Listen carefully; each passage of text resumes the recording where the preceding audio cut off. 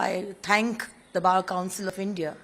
I thank Kangana Ranawat. Every Indian and every Hindu and Rashtravadi Musalman needs to stand up against this, annai. This is not right. This is completely injustice. She has asked for forgiveness, she has deleted the post, and even after that, you are after her just because she's a Hindu.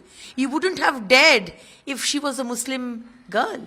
And so many, posts we have seen lately after Operation Sindoor. Muslims have been doing, abusing India, abusing Modi ji in West Bengal. They are from West Bengal. Abusing our goddess in Ma Kamakha in Assam. But no action has been taken. So it is very, very clear message from the Mamata Banerjee's government. If you are a Muslim and if you are a Hindu who is abusing or saying something against a Muslim, you will not be spared. But if the same thing is done by a Hindu or a Muslim against the Hindu dharma or against the Hindus, hurting the crores of Hindus who are in West Bengal today, no action will be taken. It is very, very clear message.